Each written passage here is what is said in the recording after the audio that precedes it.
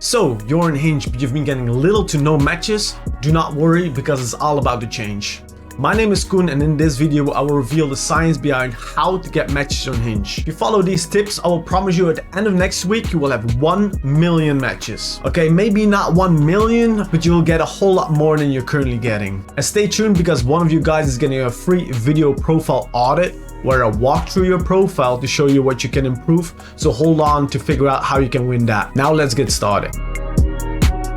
Number 1. Photos. The first part of your profile is photos. Never underestimate this aspect of online dating. It might not be your favorite, but the reality is the most important aspect for both guys and girls. Whether you like it or not, the way you look is the first thing that catches the eye. Receiving likes will depend on 2 factors. How good does the photo look, and how good do you look in the photo? To get cool photos, the first thing you need is get over the mental hurdle. You can, you will, and you must have nice photos. I get it, you might be thinking, but Koen, I don't look like a model, cameras hate me, I don't have a professional camera. Believe me, I know how you feel, but it's a lot easier to get great photos nowadays. I'm not gonna lie, it can take 100 to 500 photos before you have a great picture. However, you're not in a rush, so you can just get them over time. An easy way to take nice photos quickly is by taking them with a friend or hire a professional photographer. And if you're worried about a pimple you have on the day that you were shooting, don't worry. Let me reassure you, photo editing is magic. Yes, a pimple can be an attention grabber,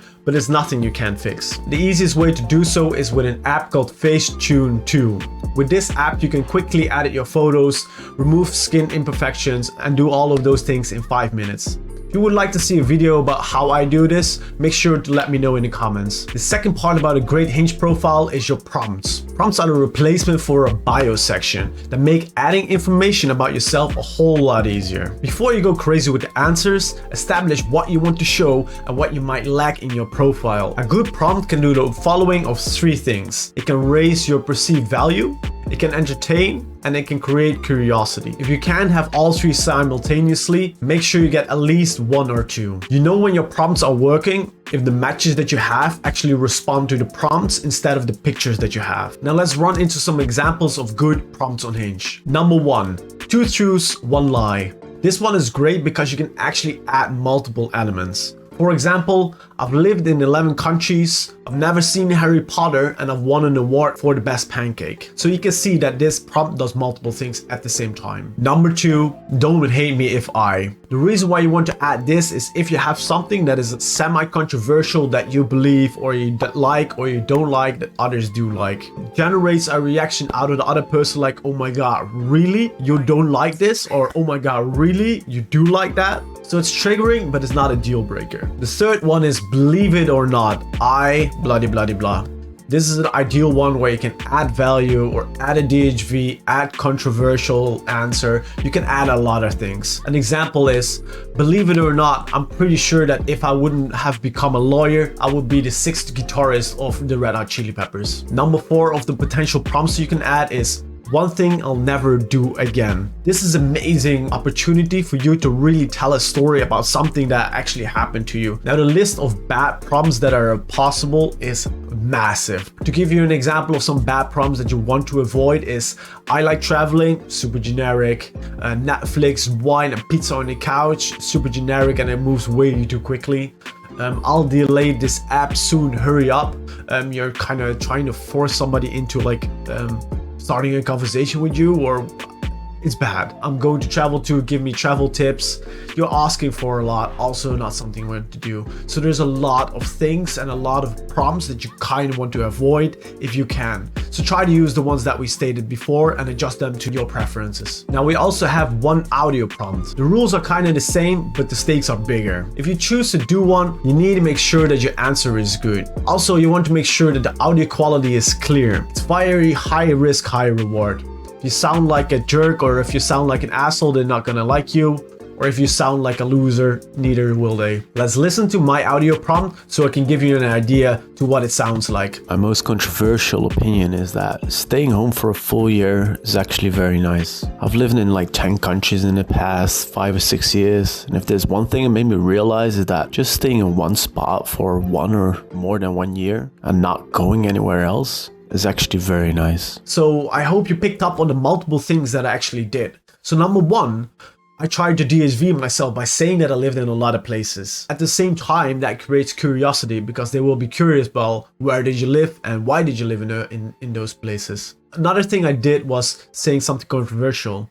So I actually said like traveling is overrated, which is something that a lot of people like, but because my travel experience is so much larger than theirs, it gives me the ability to kind of disqualify what they say. So pay attention to how does my voice sound. So you just don't want to be a random like, oh, by the way, la la la la la. No, you try to be like, hello. You want to try to make a deep voice, all that kind of stuff. If you want to have a specific video about audio prompts or prompts in general, let me know in the comments and I might do a specific video about how to optimize your prompts. It might seem easy to find a match near you, but often it's actually easier said than done. The quickest way to get more matches on Hinge is actually by moving to a city that has just a lot more people. It's a lot more likely for you to actually get a match on Hinge. But maybe your location is not the issue, maybe it's actually Hinge itself.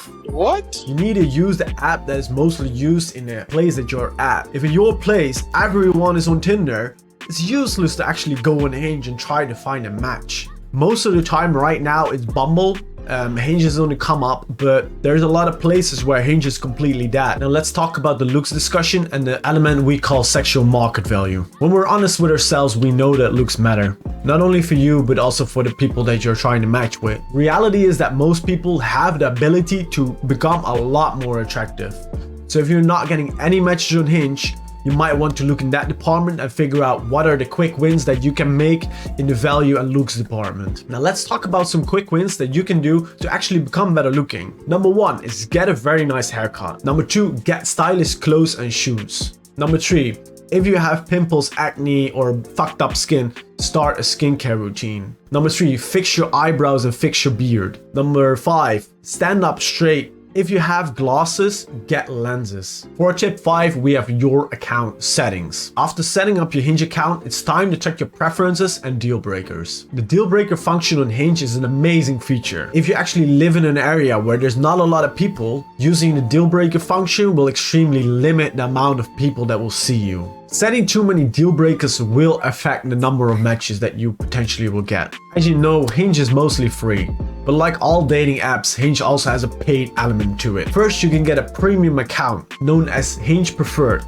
This will give you unlimited amount of likes, so you can just keep liking and liking instead of the fixed amount that you have every day. The other paid feature is Hinge Boost. For a duration of 1 hour, you will be seen by up to 11 times more people. Unfortunately, they're not the cheapest, so it's often not really worth it. These are the main components when it comes to getting matches on Hinge when you're currently not getting any. But if you want to learn all the tips and get tons of dates, you can check out our course, Online Dating Secrets. There you will learn all the tips and tricks that nobody else is teaching you about how to be successful on Hinge and any other dating app. In this video, we touched the surface of what you can do for your looks and your sexual market value, but there's a lot more. If you want to deep dive into how to increase your attractiveness and sexual market value, make sure to check out our video about SMV. And if you enjoyed the video, like and subscribe for more content about how to improve your dating life. As promised, we will give one person a free video profile audit. To participate in this giveaway, subscribe and leave a comment stating which tip you found most useful. In 2 weeks, I'll pick the winner of this video profile audit. See you in the next video where I talk about sexual market value.